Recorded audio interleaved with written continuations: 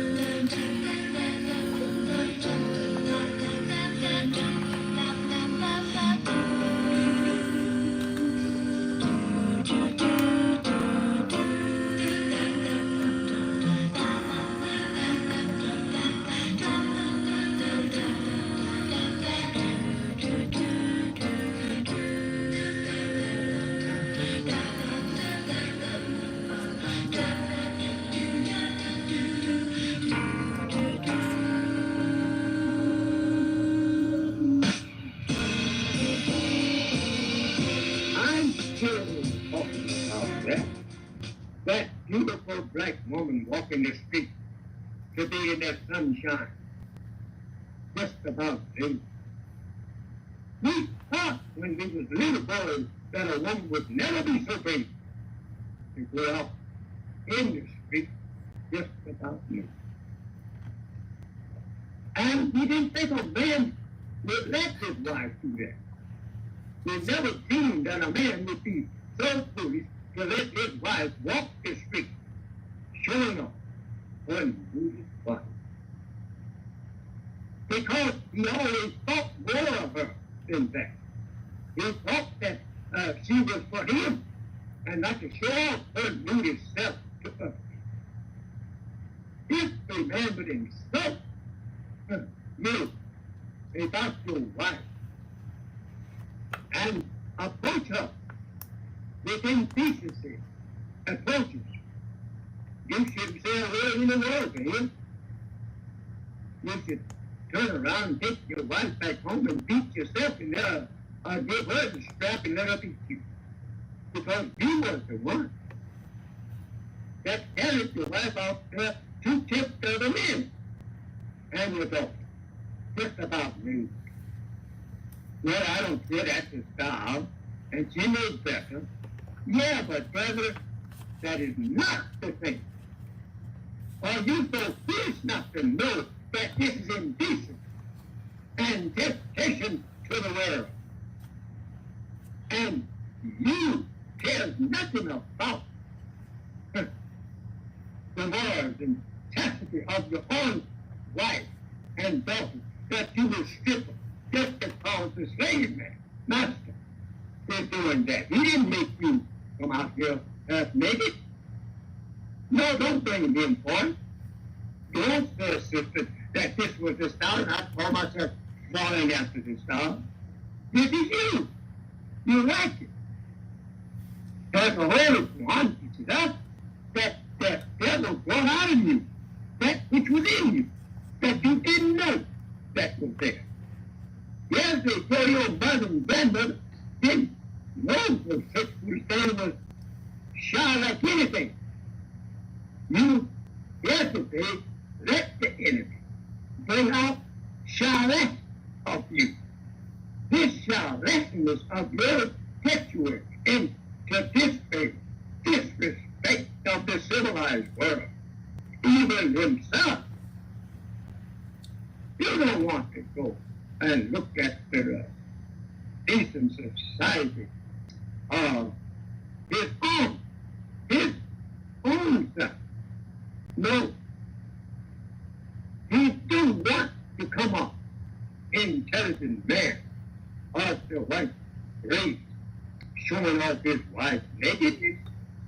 No, you don't want to do that. The intellectual and the most decent society of the white man will not dare let his wife come out to the hairdresser. No. And if you found one doing that, it was not from a decent family of society of things. No. I don't care how many dresses that you have seen. You don't see them wings. These kind of dresses, not the better society of the white.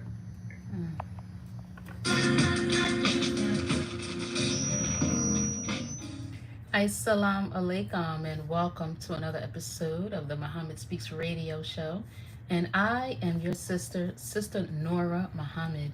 It is a pleasure to be with you for this evening's episode of the show. And as a student and follower of the Honorable Elijah Muhammad, I must begin by bearing witness that there is no God but Allah who appeared in the person of Master Farad Muhammad. We are so grateful, honored, and indebted to Allah for coming and for raising the Honorable Elijah Muhammad as a perfect leader, teacher, and guide. And I greet those who are listening and who are viewing on Facebook Live and on YouTube Live.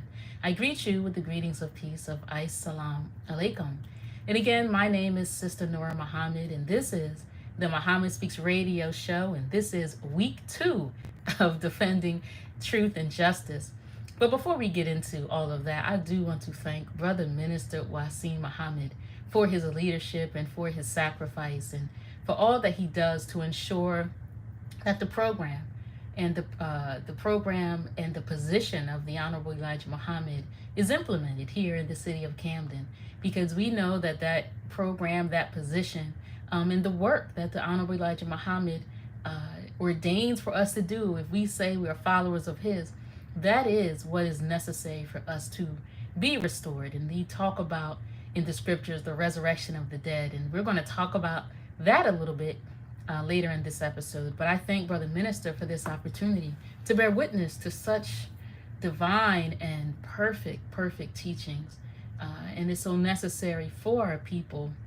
And the work that Brother Minister Wasim Muhammad is doing in the city of Camden, it's really second to none for us to have a blossoming community in the way that we do. We are just grateful, and we're so fortunate to have leadership that isn't just talking. And I mean, just talking about the Honorable Elijah Muhammad and his teachings, I mean, that can certainly impact the people. But when we are implementing it and our people can see and witness it, you know, that is where change is happening. And so we're thankful to Brother Minister for all that he does. And we also want to take a moment to acknowledge the Coalition for Remembrance of the Honorable Elijah Muhammad, CROW. And it is so important that the works and the words are continually remembered, known, acknowledged, because we don't look for anyone else to deliver a program or a teaching, a methodology, a theology. We're not looking for anyone else, not when you already have met up with the perfect program. And I like to describe the teachings and the program of the Honorable Elijah Muhammad as a tailored suit, right? Now, we can go and get a suit off the rack, but that suit is just kind of generally sized, right?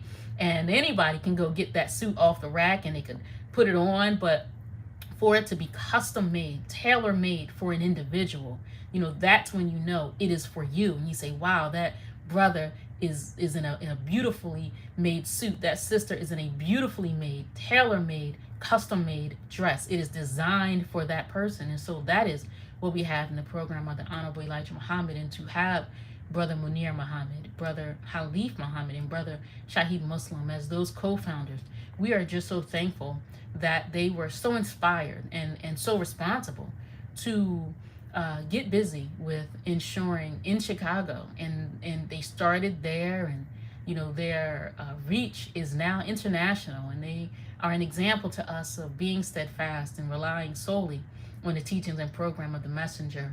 And you can watch Crow every Wednesday evening at 7 p.m. Eastern Standard Time, and every Sunday at 3:30 Eastern Standard Time. And those shows are streaming live. You can go to their YouTube page, CROE. You can follow them at Crow TV on Facebook, and you would be benefited by doing so.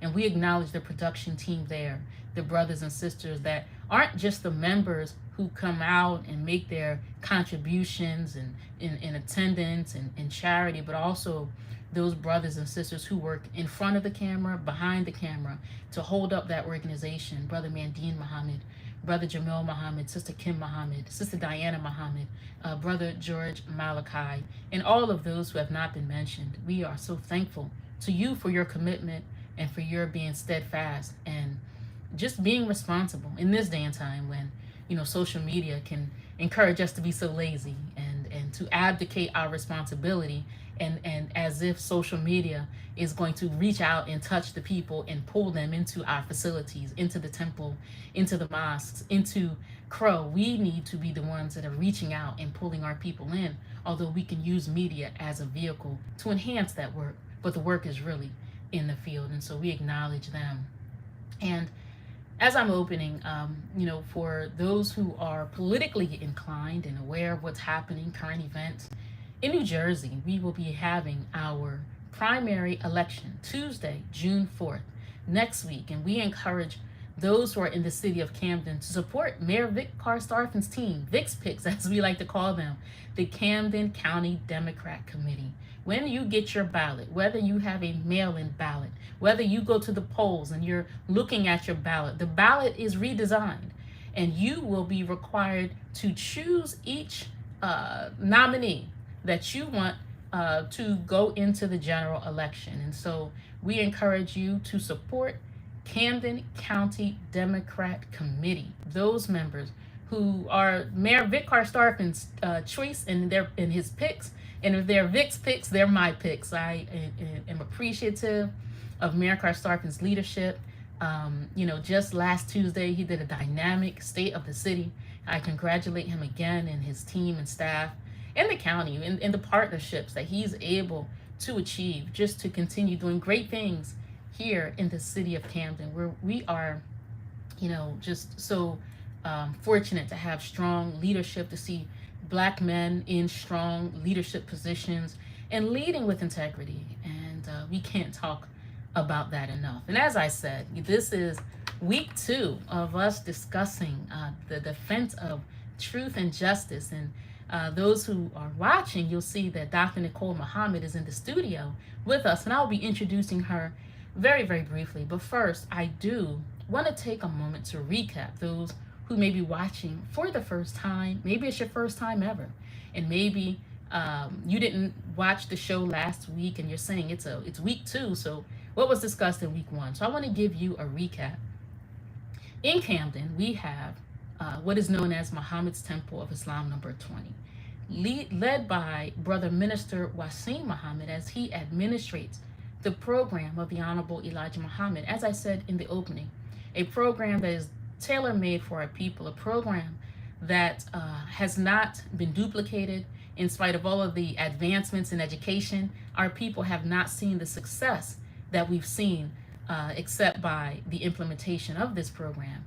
And as Brother Minister, being the leader and the administrator of Muhammad's Temple number 20, serving the Delaware Valley, our brother was under attack. And he has been under attack since taking the leadership role of minister, quote, minister, follower of the Honorable Elijah Muhammad here in Camden, because when you stand up for truth, we know that, right, for there to be a positive, there's going to be a negative. That is just nature. And so in resurrecting, we'll say, for lack of a better word, or reigniting the work of the Honorable Elijah Muhammad in Camden just about 16 years ago, we know that there are elements that are that take advantage and exploit the ignorance of our people and the damage that we do to ourselves. There are some that are invested in our destruction. And so for Brother Minister to take that leadership role, knowing as the Honorable Elijah Muhammad has been the one that we should follow, and as anyone who is a follower or a disciple of one, you must pick up your cross and bear it. And with that comes persecution. And so Muhammad's Temple of Islam number 20 has been under persecution since we began this work again 16 years ago. And certainly Brother Minister personally, as the one administrating the teachings. And this attack, this most recent attack, was very vile and very personal, in which Brother Minister was accused, allegations that are springing from alleged 30 years ago, in which he was accused of battery, assault, inappropriate sexual contact with a minor. Again, accusations raised over 30 years ago. And so just so you, the audience, have some understanding about how something from 30 years ago, and we know memories are foggy. Memories are foggy from last week if you're living in North America, especially with the lifestyle that we are encouraged to live. What happened yesterday, some of us are asking. And so allegations were levied against Brother Minister about incidents that allegedly occurred 30 years ago. And the reason by which this was made or allowed to come to the courts is because in the state of New Jersey, there was an amendment that permitted the statute of limitations to be extended if someone was a victim of abuse and it was some sort of institution, like we understand what's happening with churches and a Catholic priest, where an individual is able to bring claims to civil court. And so this individual brought claims against Brother Minister. Now, first, I will say that we believe that anyone who is a victim of violence, sexual violence, abuse, exploitation, they are entitled to justice. And we believe that those perpetrators should be criminally convicted, if not convicted, by the people, if you get my meaning. But we believe in justice, and justice for all, and justice applied equally. And so we want those people who have been victimized of abuse and terrible mistreatment and misconduct. We want them to have justice. But what we don't want is for someone to use the good intentions of this amendment to bring false allegations to the court. In this case, it is not criminal, it is civil. And so anyone who is familiar with the civil courts, then you understand that the burden of proof is very, very low. It is not like criminal court, where there has to be evidence, physical evidence. There has to be actual witnesses, forensic evidence, emails, something that can prove that what one is saying is actually true. With criminal court, that is not the case. The bar is much lower. And so we're grateful again that this law or this amendment was made possible, because we want people to get justice. However, we don't believe in the exploitation of laws. And so in this case, we are grateful that the jury did not believe this woman with whom Brother Minister had an adult relationship with, not the type of ugliness that he was alleged to have engaged in. This woman brought these allegations. However, the jury did not believe the lies that she told in court. And they were not swayed by the propaganda and the anti-Muslim sentiment that is often used to sway juries, to sway emotions, and to see the beautiful practice of Islam denigrated in such a way, hoping that the anti-Muslim sentiment, the anti-Black man sentiment, can be leveraged. And it was not leveraged in this case. And as I said, the jury found Brother Minister Wasim Muhammad not guilty, innocent, and not liable for assault and battery, non-consensual contact, as was alleged by this individual, by this woman. There was no guilty verdict for the false allegations of contact with her as a minor. And we thank Allah for justice. We thank Allah that the jury was not swayed by the allegations. And you'll hear later about, just how difficult it would have been for the jury to be swayed because the evidence just wasn't there. And we have our sister who will talk with us more about that. So again, Brother Minister Wasim Muhammad, although the allegations made against him were vile and heinous, he was found not guilty, not liable, and innocent of that by the jury, who were not a jury of Muslim people, to understand and to appreciate the Muslim lifestyle, to appreciate the teachings of Islam. They were your Joe Blow citizens who came in and listened to the facts. And so we believe that this was brought to the court in an attempt to achieve multiple ends. First, one, to assassinate the character of Brother Minister, a brother who has been serving the city of Camden, Camden County, New Jersey, and the Delaware Valley with integrity. We believe, one, this was an attempt to assassinate this brother's character. We believe this was an attempt to disparage Islam and the Muslim way of life. We believe that this was also an attempt to denigrate Muslim women. Not just an attempt, it actually occurred in court, in which we'll talk about that, but to denigrate Muslim women, and also to denigrate women in general. We also believe that this was an attempt to neutralize Brother Minister Wasim Muhammad's influence in the community of Camden, in Camden County. As I said, doing great work, working with dignity, working with integrity, raising the consciousness of our people. And yet he was attacked, brought with allegations from 30 years ago. And we also believe that this was an opportunity, an attempt to taint the Muslim image. And then what we see so often in the courts of North America, we believe that this was an attempt to humiliate a Black man. And it was not successful. We're thankful that Brother Minister allowed this to come to trial, where many people settle. And why do people settle, especially men? Why do men settle in court? One, everyone may not have the financial means to put forth a strong defense. Some people just don't want the public embarrassment and humiliation of their personal life coming to public. I mean, no one should have the right to have their life opened up and made of a mockery, right? And we know that that happens very often in court. And so this jury did not buy the lies that were manufactured by a woman, a Black woman who, and I say this respectfully, who is quite ill, and her greedy, lying, deceitful attorney who was trying to use this woman and her personal issues for his own financial windfalls. If you read the papers, you'll see that that is also true.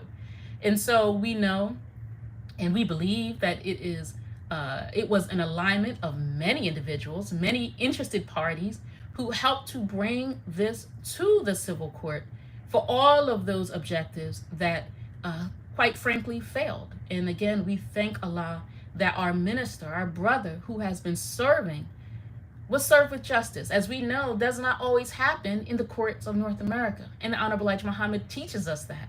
So we are very grateful. And today we have our sister here, and we're going to get into this conversation. But I want to also add that we're thankful that the false narratives created by the plaintiff, her lying attorney, and the media, right, trying to sway the courts and trying to sway the court of public opinion via the media and the false narratives and headlines that continue to perpetuate. I'm looking forward to this conversation with our sister, Dr. Nicole Muhammad. So we want you to stay tuned and come back with us after this brief break. But please know and let others know that this conversation this evening is an important conversation. It's important for Black men. It's important for Black women. This is a conversation about the protection of women. This is a conversation about the preservation of the dignity of the Muslim way of life. So we have so much to talk about, and we're going to come back with you on the other side. But please let others know that the Muhammad Speaks radio show is live with Sister Nurah Muhammad and Dr. Nicole Muhammad. Come back with us.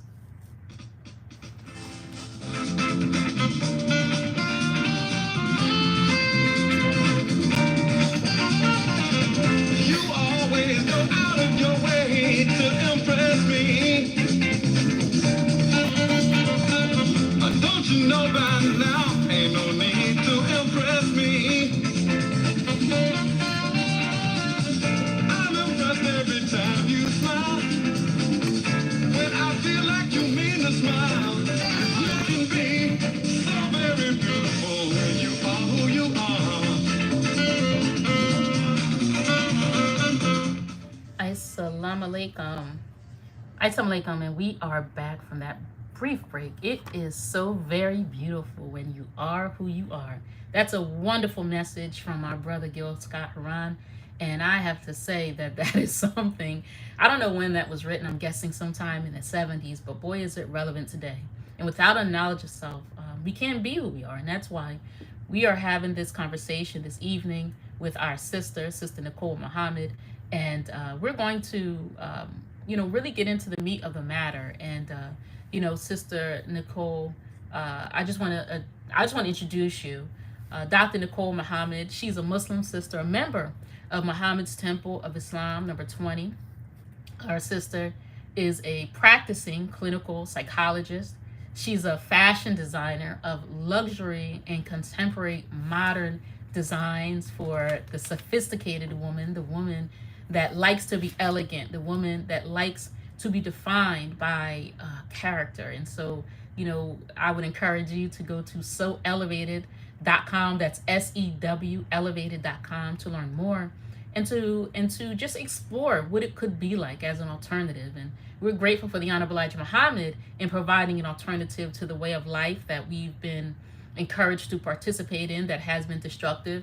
And our sister has provided, alternative clothing, I should say, that is just so dignifying. And it is not just the designs, but it's also the material, how it feels on you and how you feel in it. So, Sister Nicole, Dr. Nicole, she's married, wife of brother minister. They have a beautiful family, beautiful children, intelligent children who are growing and developing and making impacts and contributions in their community. And Dr. Nicole Muhammad, you attended court each day. She listened to the evidence. She listened to the expert witnesses, the testimony. And as a clinical psychologist, she is specifically and qualified to assess the evidence or the presentations of those so-called expert witnesses. And so she's more than qualified. We're looking forward to what she has to say. And so welcome to the show, our sister, Dr. Nicole Muhammad. Thank you for that opening. I must bear witness that there is no God but Allah who appeared in the person of Master Farad Muhammad, and I bear witness that the Honorable Elijah Muhammad is his true servant and last apostle. And I'd like to greet the audience and you in the greeting words of peace of Assalamu alaikum. Wa alaikum salam. It's a pleasure to be here to be representing Muhammad's Temple number 20 and under the leadership of our minister, Brother Wasim Muhammad. As you said, I was in court every day and saw from beginning to end the lack of justice that presents to our people in this court system. Just the fact that this woman who had an adult relationship with our brother was able to present really was non-evidence. There was nothing presented, and as we see, the jury was not swayed by the attempts to, as you said, assassinate the character, blatant lies. As you said, as the wife of Minister Wasim Muhammad, I have direct knowledge of this woman and the relationship and her attempts to contact this alleged abuser in her throughout her adult life, in her 30s, in her 40s, and for her to say that this man assaulted her, abused her, given the conversations that I know that she has had, it is just horrific to know that any person can walk into a police station or could contact a lawyer and bring charges against someone just from his or her words without any evidence, and actually with contrary evidence based upon that person's behavior. We also saw throughout the trial these so-called expert witnesses who were supporting her claims. And just speaking from, as a psychologist, first of all, just my observations of one of the expert witnesses who was just visibly, she was obviously invested in the outcome. she was visibly upset and disturbed by the respectful cross-examination of the plaintiff. When she was on stand, she admitted that she did not administer any malingering scales to the plaintiff. And malingering is when individuals pretend or feign symptoms because they want some sort of gain, whether it's resources, money. I want to talk about that. So there was a claim made that this individual, and this individual's attorney made that she has permanent injury in the form of a mental defect or mental challenge, mental trauma.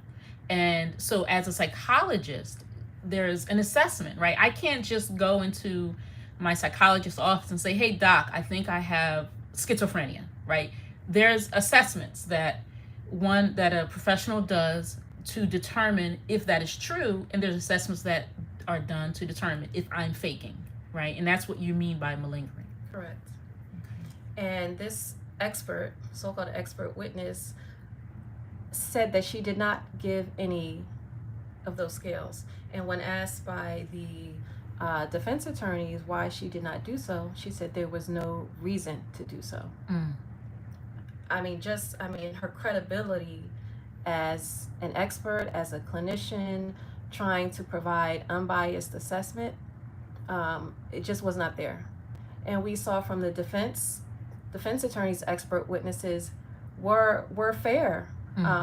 They said that it is possible that she has post-traumatic stress disorder, but not necessarily from these alleged complaints, accusations that she's making that the jury did not buy. So you're saying that her own expert witnesses, and any witness that comes to court, you're supposed to be objective, right? Absolutely. And especially with somebody that can kind of provide a clinical assessment, right? There's a method to these assessments, right? That's not subjective. It's not based on opinion. It's not based on what I think to be true. And so the experts that the defense put forth did not have any apparent personal investment.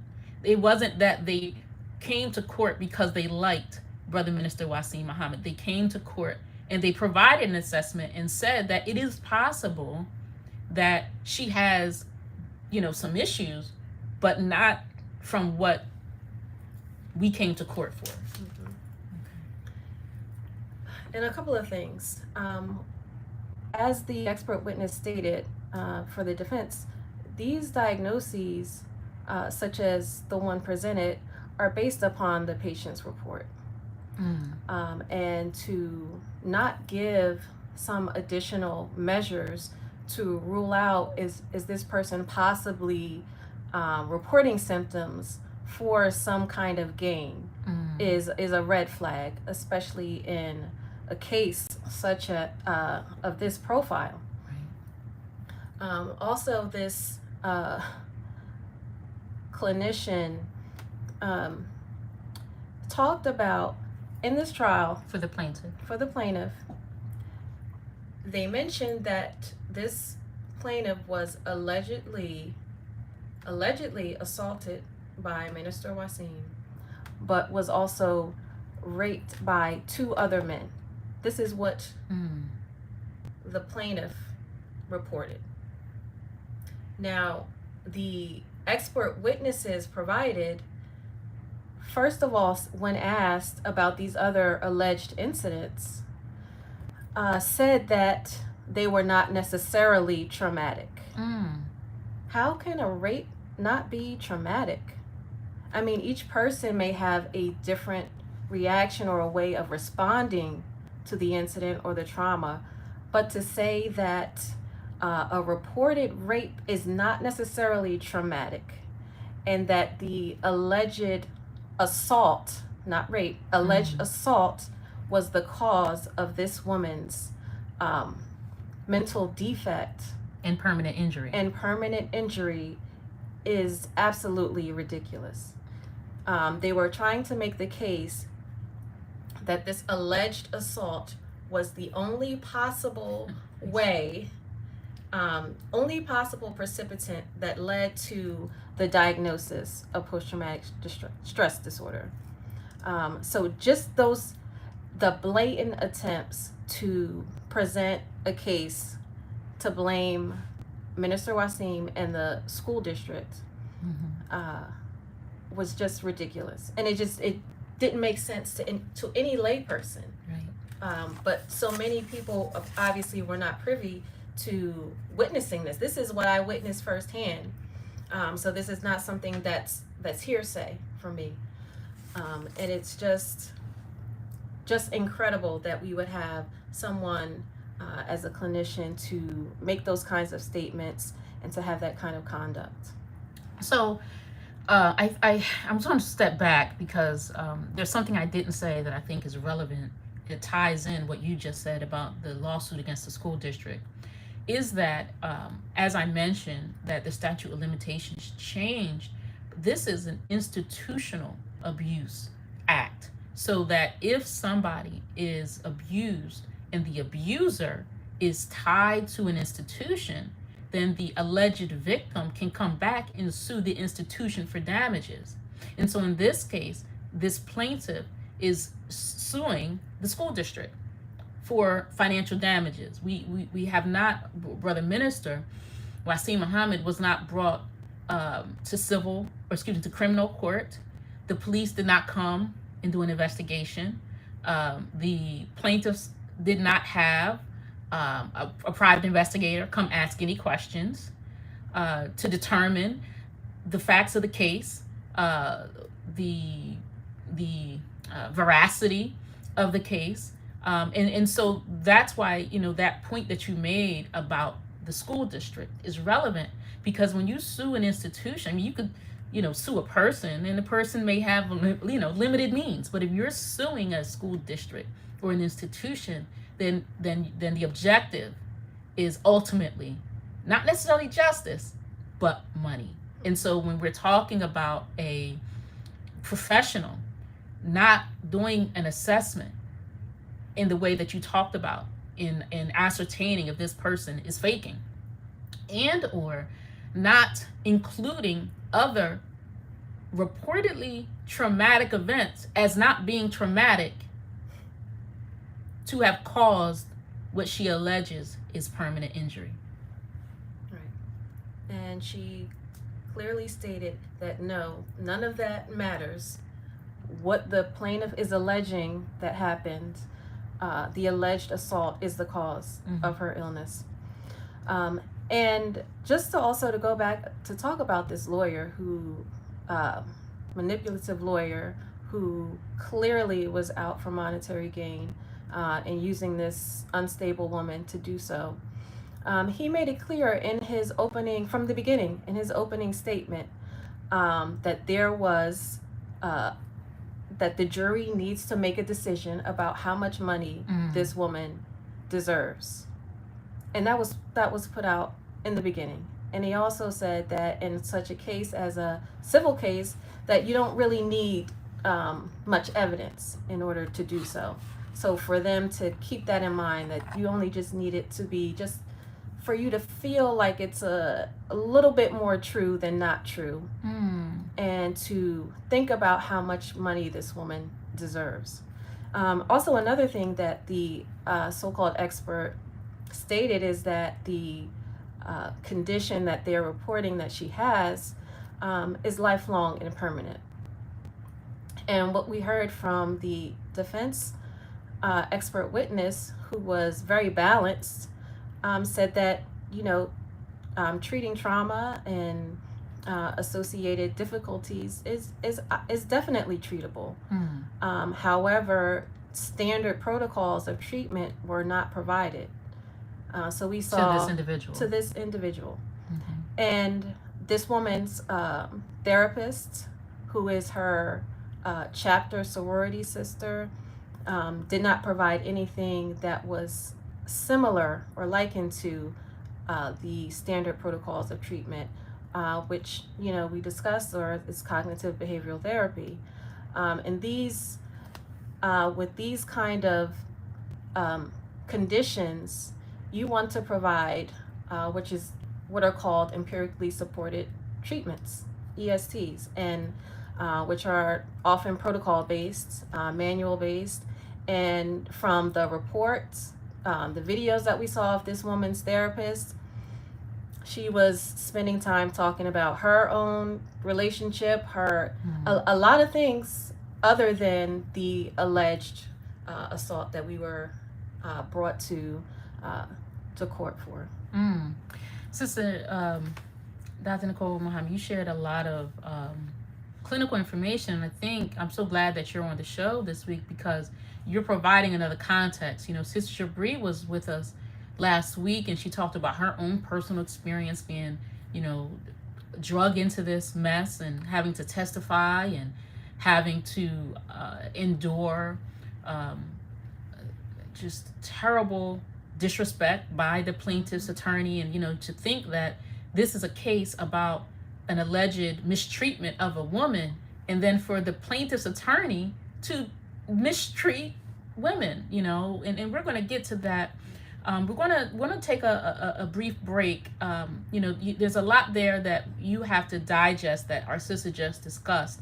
But I do want to say two things. One, again, we believe that any woman, man, child who has been victimized should and they do have the right to seek justice. And we believe that perpetrators and people who commit crimes against others should also receive justice. And we do not stand by the mistreatment of any woman, including the mistreatment of this disturbed woman, the plaintiff, nor our sisters who had to endure mistreatment by her own attorney. So we do not abide by any mistreatment of any women. The second thing I want to say is I want to acknowledge an excellent defense team that supported and represented Brother Minister Wasim Muhammad in these ugly allegations. And he had his own personal attorney, Troy Archie, attorney at law, extraordinaire. I think he should add that, extraordinaire, to his title. He did a fabulous job representing him, Brother Minister, and also Anderson and Shaw, the law firm that represented the school district. Specifically, we have to acknowledge Jessica Anderson. This is a Caucasian woman, and I say this because perhaps it may have some relevance, who did some of the cross-examination that Sister Nicole discussed of the plaintiff. But what I found so remarkable, not just about her acumen as an attorney and as a litigator, but also her acknowledgement of the intellect and dignity of those Muslim women who were forced to come into this mess of a trial, and they were forced to testify. And they did so with dignity, which she acknowledged. They did so with intelligence, which she acknowledged. And I found that woman, you know, and I say that because we understand that there's an anti-Muslim sentiment, there's an anti-Black Muslim sentiment, there's definitely the sentiment of in the Nation of Islam and what we believe and how we practice. So we understand that that's there. But to have this woman, Jessica Anderson, represent and to just be so respectful and to even charge the jury that, like, we're bigger than that. She acknowledged that there was anti-Muslim sentiment. She acknowledged that the plaintiff and her counsel were trying to stereotype Muslim women as, you know, all of the ugly things that they stereotype Muslim women and Muslim men, right? That oppression, that repression, right? The harsh treatment. She said, and she challenged the jury and said, no, we're not going to do this. Like, this 2024, we're bigger than this, you know? And so I just appreciated that as a Muslim woman, that she recognized that and she called that out. So I really appreciate that. And as I said, we I want to take this brief break. We're going to listen to the Honorable Elijah Muhammad, and then we're going to come back, and our sister is going to share some more critical details of what happened during this trial, what you should know, and how we should be protective of women, be protective of Muslims, be protective of the Muslim lifestyle. There are so many Muslims who shy away from telling the truth publicly and defending the Muslim way of life. And you don't have that here at Muhammad Speaks Radio Show. And so we're going to get more into that as we move forward in tonight's show. Stay with us as we come back on the other side. Of all the violence, this is the most violent country and people in the world on earth. We may say the jungle holds the wildest people. It actually is naturally wild. But this is a country supposed to be civilized and yet wild. So we are living in a country that the Bible calls the wilderness. It's a wilderness of sin, not of refined civilization, but a wilderness of the great evil and sinful people ever lived on the earth. People that have no moral love for self or anyone else.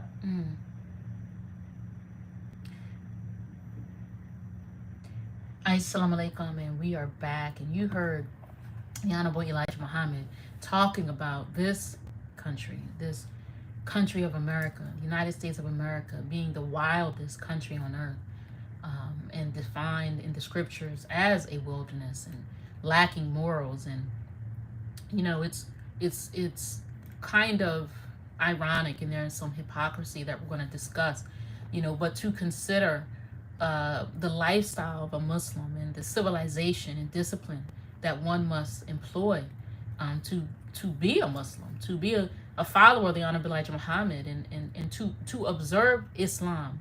You know, and we know that a lot of you appreciate the teachings of the Honorable Elijah Muhammad, but you say to us, but I can't do all of that. I can't not have my cigarette. I can't not have my alcohol. I can't not be in the streets. I can't not smoke my weed. I can't not, you know, pop my Xanax, Percocet, fill in the blanks. I can't not run around loose as a woman, run around loose as a man. I can't not do that. I appreciate the teachings. I love the strong black talk, but y'all's lifestyle is too strict. This is what you say to us, right?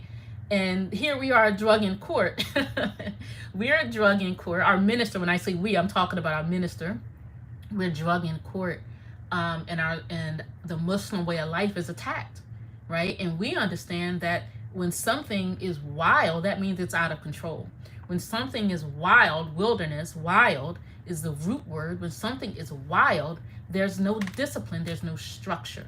And so we're grateful to be Muslims and to have a structured lifestyle, to be taught discipline, to be refined, to be dignified as a woman, to be chaste, right? And so we're just thankful, you know, for the opportunity to have known Islam and to be intelligent enough to accept the Muslim way of life. Sister Nicole, I'll yield back to you. Yes, it is it's such a blessing to be a Muslim woman, and we're here to speak up for Muslim women and the dignity that comes with being a Muslim woman. Just, you know, I was thinking about that earlier, just how wild behavior of women, and just the inconsistency, the behaviors of wanting and doing anything that you want to do, and then not liking the consequences that happen as a result of doing what you want to do. All kinds of illicit behavior, harmful behaviors to yourself, the drinking, the smoking, relationships with any and everyone, and the consequences that come with that. As Muslim women, and having just a sense of dignity and love for yourself. You don't want to cause harm to yourself, your body. And, you know, I see on a regular basis what happens to people who do whatever they want to do, whether it's eating, whether it's drugs, smoking. There will be consequences. In the moment, you may feel like you're free and enjoying life, but when the diabetes comes, the COPD, the heart disease, the vascular disease, everything that comes, single motherhood, which is touted in this society, particularly for Black women. And we saw, just even to go back to talk about that attack that we saw on Muslim women in this trial, and trying to make it seem like we are oppressed and we just follow and do anything that anyone tells us to do or any man tells us to do. The lawyer for the plaintiff, ironically, was attacking us as Muslim women, as he was professing to represent this woman who was allegedly assaulted. I mean, looking at the vile and disrespectful things that this man said to our sister was horrific. Right. I would not repeat what he said on this platform. Well, I think that if we repeated what he said on this platform, WTMR might get a fine, and we're not going to have that, and we're just too civilized to repeat such ugly content. Right. And this man also being flippant about our minister and a man being responsible for different families. You know, we are in a society where we would rather have Black men just going around impregnating a bunch of different Black women, Black women being impregnated and doing anything and dressing any kind of way in the streets. We would rather that than a man deciding to be responsible to different families and protecting, elevating, and being committed to women. Right. We want to see an alternative. We're okay if she's a single mother, but not if she's the married mother or the married Muslim mother. And it's just the hypocrisy is just overwhelming. Yeah, Sister Shabri, we were just talking, I think just 2 days ago, we were talking about, me, you, and Sister Shabri, about the acceptance of our sisters getting pregnant and they're not even in a relationship. I mean, there's not even a boyfriend. And when we talk about, or you said earlier about, we do what we want to do, we want to be able to do what we want to do, right? But what we want to do is never fast, right? It's not eat one meal a day. It's not take our daily walks and get cardiovascular exercise. It's not read the scriptures of the Bible, the Holy Quran.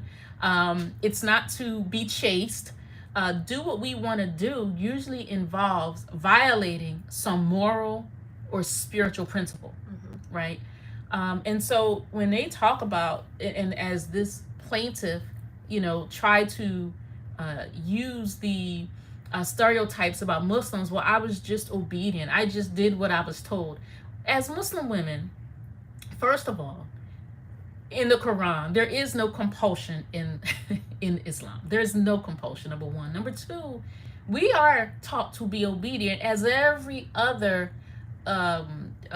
religious denomination teaches obedience, right? The Bible teaches obedience, right? Didn't Moses give us the 10 commandments? Thou shalt not, right? And we are supposed, if we are righteous or want to go to, quote, heaven, then we will be obedient to the commandments. And so as Muslim women, we want to be obedient to Allah, right? Which is really being obedient to the laws of nature, right? Being right, being moral, being upright. And so we have to talk about, I said I was going to talk about some hypocrisy. As you said, Sister Nicole, that brother minister who is responsible for multiple families, right? Not boyfriend, not girlfriend, not, we like the word sneaky link, right? Side pieces, right? Brother minister has multiple families. That means he is responsible for women and children. Now, the hypocrisy comes in this nation, in that courtroom, where we will accept, and we are being pushed to accept, all sorts of family types, all kinds of family types in America. We are being pushed to accept. I was listening to NPR earlier, and a woman was talking about, this traumatic experience that she had giving birth, and she was talking about her book, and she kept using the language of pregnant people, not pregnant women. She kept saying pregnant people, because now we're being taught that men are having babies and men are getting pregnant, right? So to respect people's identity, this woman wrote her book and said pregnant people. Now, if we can accept alternative identities, if we can accept, quote, alternative lifestyles, and all sorts of family types, right? Jason has 2 dads and a mom, right?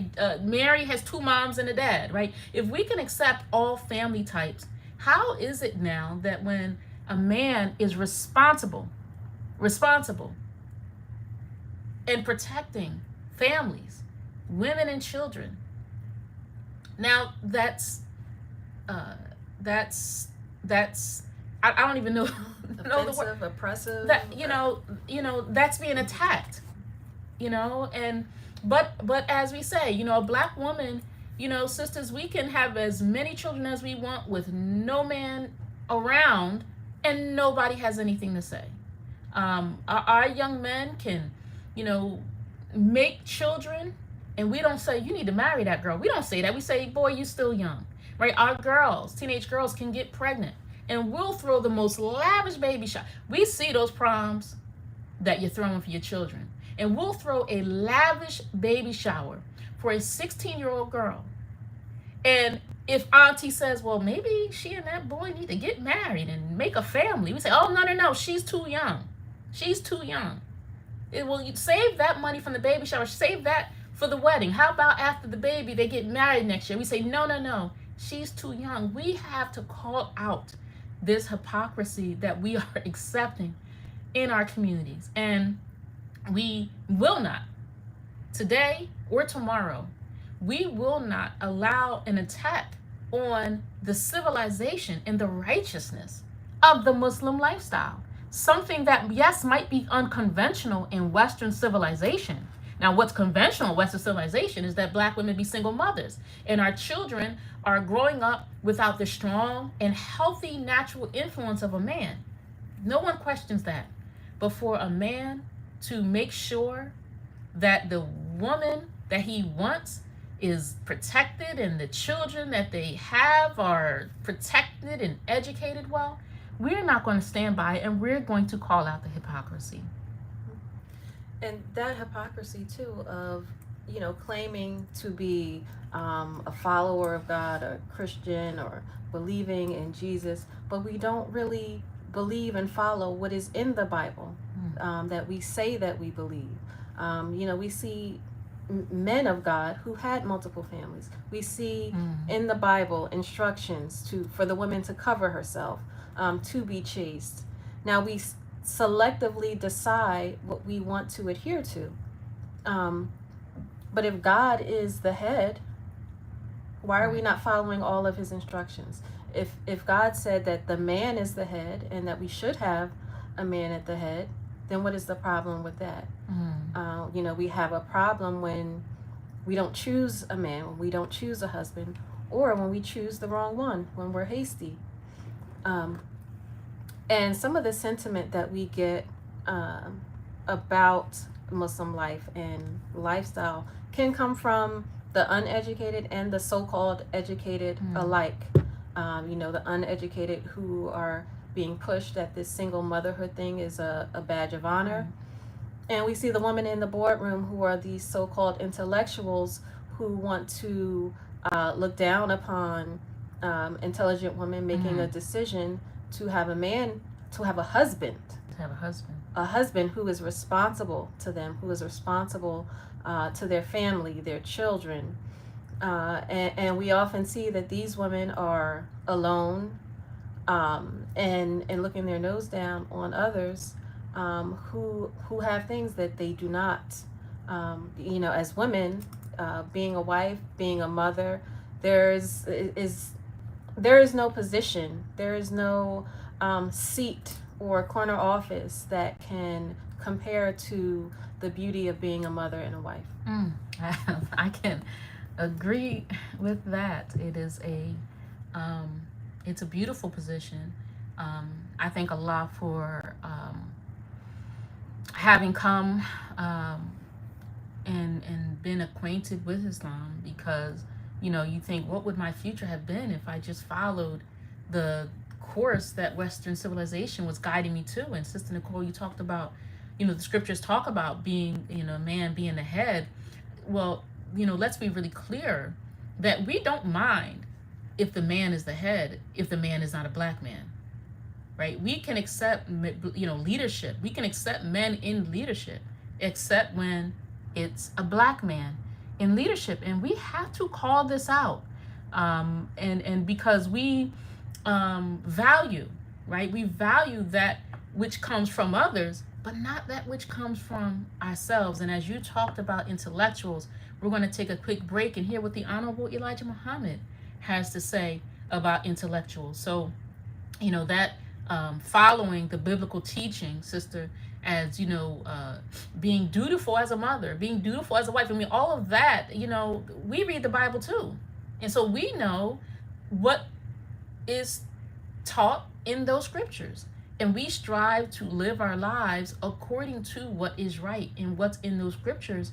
And so we're still kind of confounded with the rejection and as you say, the disdain that our sisters, and especially as you said, our educated ones, confused with why they have a problem with us practicing what their Bibles teach them to do. We're going to take this quick break and come back on the other side.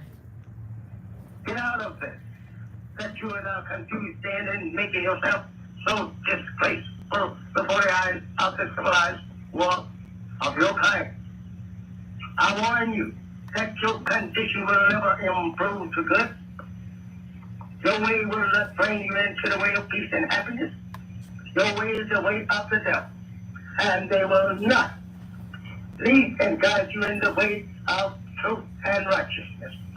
They are opposed to truth and righteousness. They was made for truth and righteousness. They was made an enemy to truth and righteousness. You are now seeing these things, but yet you are too blind, you are too deaf and dumb to accept the right way for fear that you may lose the friendship of those whom you should lose the friendship of them. Unless that you are going to show them the way of right. Not that you should go on in your foolish way of trying to live the life they are living and accept what they bid you to. They bid you to nothing but evil and filth. They have arrived in the time, yes, that you who are with them 100%, you will suffer the consequence with them. You who pull away from them to righteousness, the guidance of righteousness, you shall inherit the earth as it is written. Wow, we are so thankful to the teaching, wisdom, and guidance of the Honorable Elijah Muhammad. And that's one of the clips that we wanted you to hear about the wicked intellectuals. And we're going to come back. We're going to play a second clip for you because we think that is so important, brothers and sisters, that we make these points to you because we can't become so proud. We can't become so educated. We can't become so complacent with nearness to our enemy or nearness to our former slave master that we separate ourselves from our people. And we know that there's classism in the black community too. It's not just classism of the elite or wealthy Caucasians or Asians and it's black people on the bottom. We know even in the black community, We have to deal with this classism, the arrogance, and that which we allow to separate ourselves from our people. Just thinking about the intellectuals, just how focused we become on and judgment that we provide, and we know anywhere that there has to be order. Right. Life doesn't exist without order and structure. Nothing can be effective. You can't get any kind of results with lack of order. And people will say, I can do whatever I want. Nobody does whatever they want at their job. That is a source of pride for many, including intellectuals. And these same intellectuals, they all have a boss. They all have someone above them who gives them instructions, someone who calls them on the phone and tells them which way to go, which way we're going. So to say that there is no need for a man, we know that everybody has guidance, everybody has someone over them. We just don't like when it's a black man. And that's the brutal and the honest fact. And, there's so much that was made plain to me in this trial. And I mean, so much of it bore witness to the teachings of the Honorable Elijah Muhammad and what he taught us specifically. And Sister Bree touched on it last week about spare the female and kill the male, and specifically the way black women are used against black men, are used to neutralize black men. And I'll say, I'm a black woman. And so I know the language we like and I know the language we don't like. And to hear someone say that, our open enemy uses the black woman against the black man, I know we don't like that connotation, the suggestion. We want to believe that we do what we're making choices that we want to make, that nobody is telling us what to do, that nobody is forcing us. I have my own mind. I'm making my own choices, right? Well, who's giving us the options? Who's creating the options for us? Because the choices are only exercised if someone permits us to have choice. Let's talk about voting. We have a choice to vote if we want to vote for this candidate or that candidate. Now, if there's no election or no election that we're able to participate in, we're not making any choice because that's being withheld from us. So as black women, and those of us, and I keep going back to the Bible because so many of us are rooted in the Bible, and some of you may have a history of coming up and reading and understanding the Holy Quran. However, I know a good many of our people, and this is a Christian radio station, and we're very grateful to be able to share our perspectives on, are Christian and are rooted in the Bible. And so we know that the scriptures don't teach us about a middleman, right? The scriptures are teaching us about God and the devil, not a middleman. And so unless we have knowledge of self, we don't know who God is and we don't know who the devil is. We only know what we have been taught, and we have to question, we should question what we've been taught if our education in theology has come from the very person that subjugated us and withheld not just a civil right, but our human rights. And so for us to understand ourselves, understand who we are, understand God and the devil, it should be our desire that we want to please God.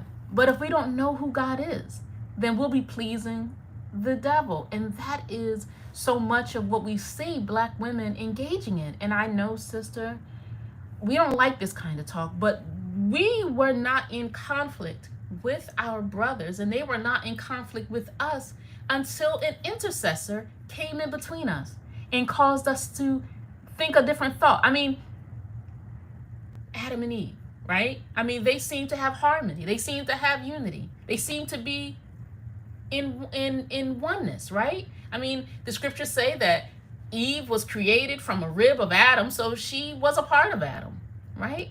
But what happened? An intercessor came.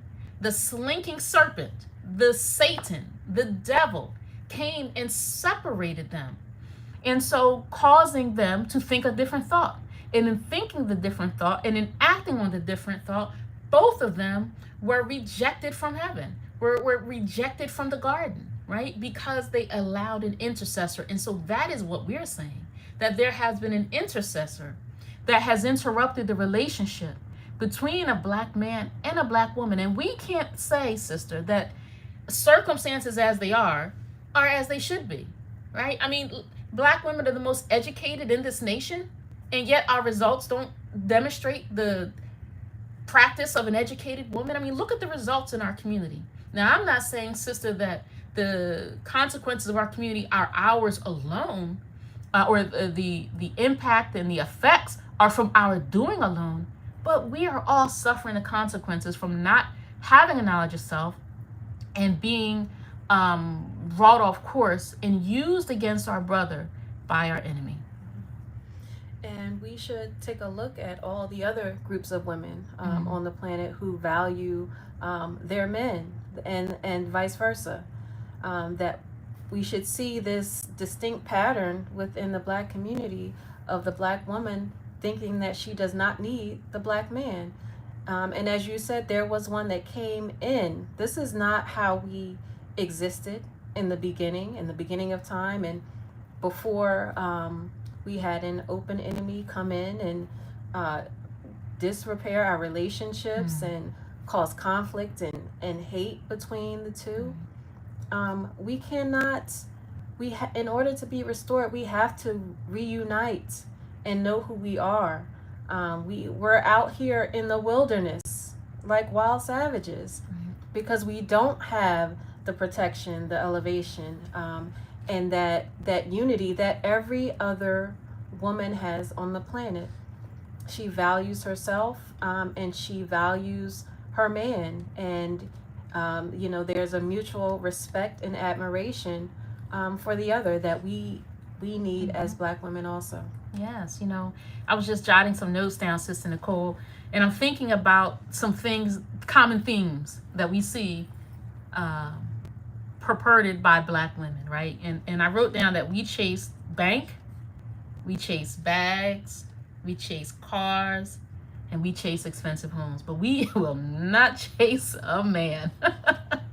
Right? And as you say, when we look at the imbalance that we have in our community and compare us to every other community, every other nation, they don't have this imbalance because they don't think of their men as disposable, as irrelevant. And we, as sisters, we can't think of our brothers that way. If it takes two to make one, it takes two to raise one. And that is not old-fashioned. That is just natural. And our brothers have had the unfortunate experience to not be able to employ the same drive and ambitions, the same ability to direct the course of his woman, his children, his community, not in the same way that we see with other men. And so they're stifled. Right? And we know that when someone's development is stunted, there's going to be a dysfunction there. And so our brothers have been, devastated by the world. And it is no accident. I mean, if we're going to talk about in our intellectual circles, right, in our restorative justice circles, the preschool to prison pipeline, right, then we are also recognizing that there's something intentional here, right? There's an alignment that has occurred that is driving our men to prison, to poor health, to death. And if they're talented, then maybe, we can make some money off of them in sports or entertainment, right? So there's a drive, there's an alignment that is happening. And so we can't, sisters, think of our brothers, our sons, our husbands, our uncles, our fathers as irrelevant. And I just want to say something, Sister Nicole. I want to take another break and get back to that intellectual conversation that the messenger has for us. I remember when Chris Brown got into his kerfuffle with Rihanna, and there were allegations of domestic violence. And I remember just the kind of onslaught that came, and he was young at that time, early 20s, about that, maybe late teens.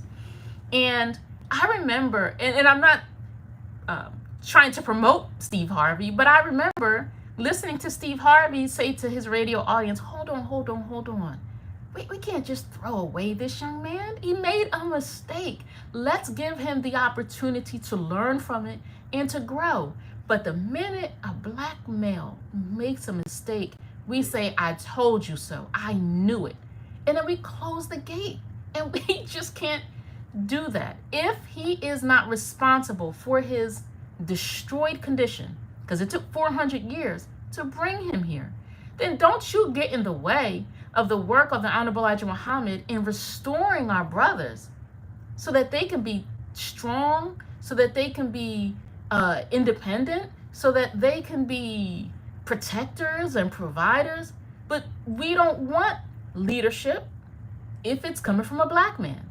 It's a way of thought that we have been trained, right? I know that when we use certain language, sisters, I know we get a reflexive disdain for it, right? We use the word submit. We know we don't like that word, right? We only like the word support, right? Now we know that there has been something that has happened to our people, right? We don't see any other imbalance in communities like we see in ours. So we have to at least acknowledge something happened, right? And we don't blame the victim for the conditions that the victimizer created. We don't do that, do we, Doctor? No, we don't. Okay. No, we don't. So we're going to take this brief break, and we're going to listen to more from the Honorable Elijah Muhammad about the wicked hypocrite. And then we're going to listen to more of what our sister has to say, Dr. Nicole Muhammad. Come back with us on the other side. You know, they can rip your heart open, telling you something they have done to hinder you from being successful in uniting your people to the God of mercy and truth. Burn you up. They now made him like that and then laugh at you trying to make him other than that. But Allah has power. In person, brothers and sisters. He's with me and I'm with him.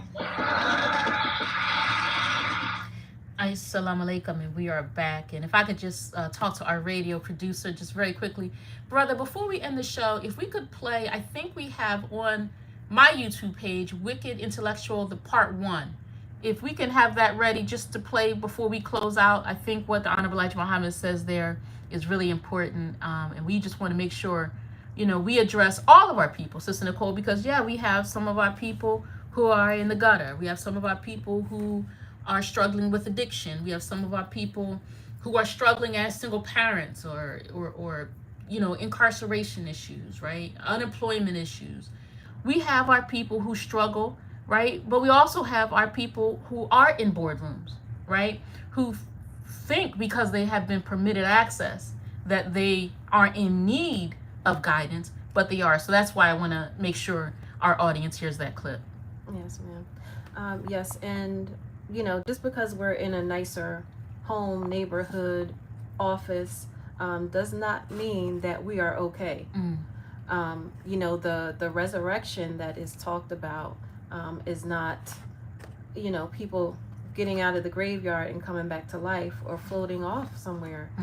The resurrection is from the streets to the boardroom. Everyone who does not know who we are, doesn't have a knowledge of ourselves, and don't know that we need each other. I mean, life cannot exist without man and woman. It will not happen. Man and woman cannot make a person. So we have to recognize the importance of this teaching and the need to unify and take the correct leadership. Yes. We're all following the leadership of someone. We just need to ensure that we're following the right ones. Right. And so thank you for that, Dr. Nicole Muhammad. And what we are trying to and really striving, because Honorable Elijah Muhammad is a profound leader. He is precise. And so we also want to make sure that the words we're sharing with you are precise and profound. And so what we want our people to know, Sister Nicole, that there's another way. Sometimes, and many of us can fall into these ruts. We've been doing something a certain way, and it's all that we know, right? We talk about breaking generational curses of diabetes or brokeism, meaning I don't have no money. My mama didn't have no money. My granddaddy didn't have no money, right? So breaking these generational curses. And so it's important that we learn what we don't know. And we are not coming to you as your sisters who are holier than thou, or more righteous than thou. We're coming to you with information that we want you to consider. You may listen to us and say what those sisters said is garbage. And that's fair. We're just glad you listened. But we would like you to inspect the teachings of the Honorable Elijah Muhammad. You can visit us at 1157 Haddon Avenue in Camden, New Jersey, every Sunday at 2 p.m., where you will hear the life-giving teachings of the Honorable Elijah Muhammad. And we mean just that, the life-giving teachings of the Honorable Elijah Muhammad. Sisters, we cannot... We can't be complacent with the condition of our people that we see today. It is not fair. It is not fair. We feel so backed into a corner, and then sometimes, sisters, we get education and access, and we're 45 or 50, and we say, now I'm ready to settle down. Where are all the quote professional black men, right? And so we have to be realistic. We have to understand how we got to be in the condition in which we're in. We can't settle, right? And I know, like sisters talk about, we don't want to settle. Well, we have been settling, right? And not in the way that you think I'm talking about. We have been settling with following the same practice as our grandparents, as our great-grandparents. And we are not being successful, right? If you have mastered a thing, then we show proficiency in that. And so if we aren't having our needs met, if our families are broken, then we've not mastered something. There's something that we must learn. And so because we have followed the serpent, because we have bitten the apple and have digested the poison, then now we are acting other than ourselves. And so we want to take this opportunity, and we thank Brother Minister Wasim Muhammad for the opportunity to speak to you this evening. A brother who was attacked, a brother whose reputation was attacked, a brother who has served the community. This brother, born, raised here in the city of Camden, went and got his education, did everything we want our young people to do. Go to school, get your education, and come back to your community and do something here. And that's what he's been doing. And yet he has been maligned. He has been attacked. And there has been an alignment of those who seek to diminish this brother, who seek to reduce or neutralize his influence. And we are not having it. And we thank Allah that Allah was not having it. A brother who was found innocent, not guilty, and not liable to those ugly, disgusting charges of violence and abuse and and I'm grateful. I'm grateful, Sister Nicole, that you're able to share, especially from your professional perspective, your clinical training, to talk about and to illuminate the audience with the information, because some of us who were there in the court, we might not have really understood all of those nuances, and those who may have read the newspaper may not have even known some of what you said occurred. So we thank you for being here. Thank you. It's a pleasure to be here. And just the justice. I'm just so thankful that the jury did not fall for the tricks and the lies that were presented in that courtroom. And just as every human being deserves justice, anyone who has actually been abused or assaulted deserves justice. And in kind, those who are innocent of hellacious charges, because as we see, anybody can just pop up and say anything. There's an opportunity, and I'm glad that the jury did not buy that, and that there was justice, that those who are innocent receive justice as well. Right. I would say too, for the audience and the men that are listening, I mean, goodness, you think about a relationship that went bad, and now somebody 30 years can come and drag you into court. It's frightening. It's really frightening. And so often we say as Muslims, you better have Allah with you, because men especially are just so susceptible to the courts. I was going to say criminal justice system, but in this case it was a civil case. It was just so vulnerable. We again thank Brother Minister for standing tall and not doing what a lot of people really are forced to do and take a plea deal. And it happens in civil court, it happens in criminal court, perhaps because the young person, the young black man, doesn't have the wherewithal or the stamina to endure a trial, doesn't have the words to express his innocence. We have some deficiencies in communication, and so we get to getting on the stand and trying to defend ourselves, and we'll talk ourselves right into a corner, and we're innocent, right? And then also seeing Caucasian people in a courtroom, we're honestly intimidated, and we become afraid. And so I'm glad that Brother Minister took this to court and said, this is false. I did not do this. I'm going to court. Where many people just make it convenient, for the settlement. I'm glad that our sisters who were drugged into the courtroom and who were mistreated by somebody claiming to be there to get justice for the mistreatment of a woman, and who we watched exploit a vulnerable sister who has her own personal struggles for his own financial gain. So we see this happening over and over. These truths have to be told. And I'm grateful that we had the opportunity. And I thank our brother, here in the studio who's programming the show. I thank him for giving us this time.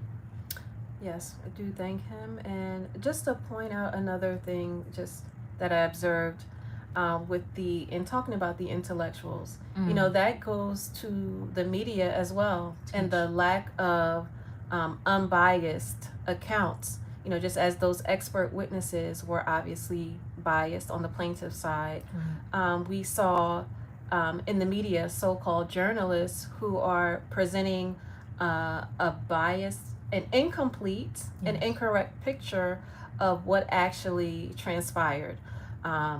And so it's our own people, often, who are seeking to destroy a black man or a black woman. And we saw the lack of integrity in the reporting throughout this trial. Yeah, a lot of inaccuracies there. And the messenger taught us about the black press and it being an enemy to our own people. We know salacious headlines sell. We're not looking for truth. We're just, if it bleeds, it leads, right? We're in that kind of society. And so, unfortunately, that's something that we were not surprised to find, with the news media. And so, as you mentioned, intellectuals, we're going to go into that clip about the intellectual as taught by the Honorable Elijah Muhammad. A very foolish people they are. And the intellectual people are more foolish than the real ignorant ones. They are the ones that is so poisoned, saying that his master has not put his put his approval upon. You know what? Nothing but what he has until the master tells him to take something different. A very foolish people they are. And the intellectual people are more foolish than the real ignorant ones. They are the ones that is so poisoned under the teachings and trainings of their slave masters' children. They are the worst to deal with because they are proud of what they have been taught. And they are smart enough to study the history of their people and yet then despise it because that they are now thinking that they are the equal and the friends of those who are enemies to them. They think they are their friends. But nevertheless, I said to you, wicked intellectual people and preachers who refuse to come and accept your own God, your own religion, and your own people way of life. the righteous. Come and accept you on God's name and your people who are called by the names of God. All praises are due to Allah. Doesn't the scripture say, those who are called by my name? Yes. Right? We didn't know that God had a name, right? We thought that, God's name was Jesus Christ. Right? And so, we hope and we pray that you were, illuminated with what we had to share today. We hope that you were edified. And, this is an important conversation, and it is not our intention in any way to beat up a sister who has challenges, to bring those kinds of allegations to court and to put herself through all of that, again, with an attorney representing her who simply saw her as an opportunity, did not care about her, but saw her as an opportunity, saw her as a Black woman that's unprotected, and used a narrative to try to demean women and Muslim women and the Muslim lifestyle. But it did not work. So it is not that, but we have to come and tell the truth, because things have been said, things have been published, ugly things have been said in court. However, we have to come and we have to tell the audience the truth. We represent truth, and we, as Honorable Elijah Muhammad teaches us, that we speak the truth whether it testifies against us or not. We must tell the truth lest we lose a soul, and so we are not going to have that on our hands. Sister Nicole? Absolutely. And as we saw throughout this trial, the assassination of character that was attempted, the lies, the lack of a complete picture of what actually happened was true. It did not work. It was just horrible to see what happened. And, I'm just so thankful that our minister just stood up because for truth. And we have to be willing to do that, regardless of what may come. That's right. We can't have fear, not if we're followers of the Honorable Elijah Muhammad. And the Holy Quran teaches us to fear none but Allah. And on Allah do the believers rely. And our brother minister exemplified that. And I should say too, let our minister be an example, right? Let his character, let him, his forthrightness be an example. Stand up for truth and justice. Don't just capitulate. I know that this world is pushing us to just capitulate, but don't capitulate. Defend yourself. Speak up on truth. And we see so many of our young men who are criminally convicted because they didn't take the deal.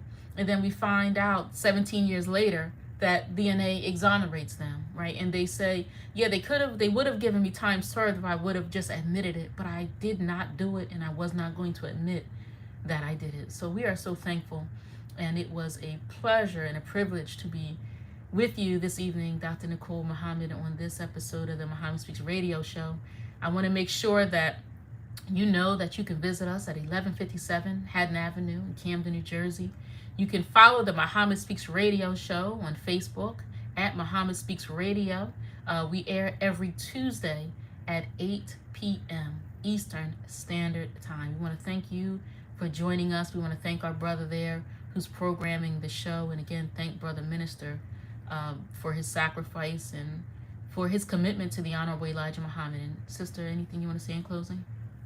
Just to thank as well radio station, and just given the opportunity to represent. And as they say, there's no gatekeeping here. We want this for every woman, every Black woman, and to have a knowledge of herself, and to just become a dignified woman and receive the protection and elevation that comes with being a dignified woman. Yes, and a man that loves you will give you that. Well, I want to thank you for listening to this episode of the Muhammad Speaks Radio Show. I am your sister, joined by Dr. Nicole Muhammad. Visit SewElevated.com. That's SEW elevated.com, and dignify your wardrobe.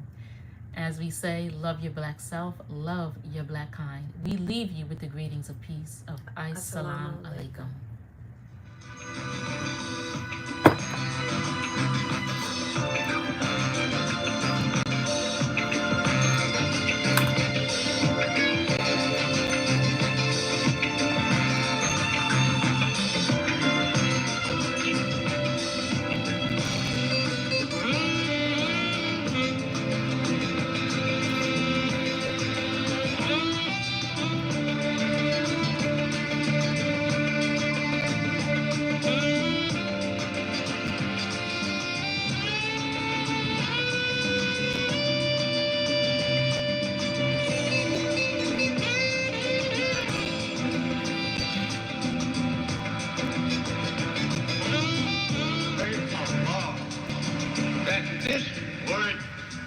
will be multiplied into their hearts. Yes, sir.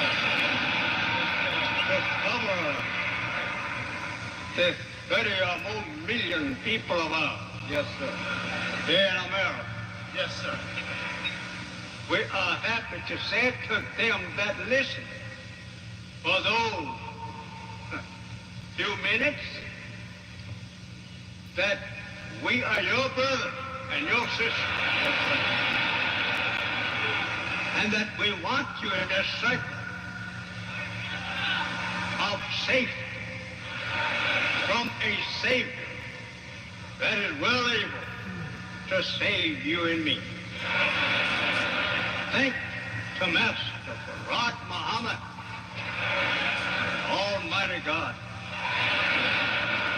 for coming to save you and me. And the word that you have heard of him, please take them to heart. Go forth wherever you may go. And tell others of your kind that the Savior have arrived.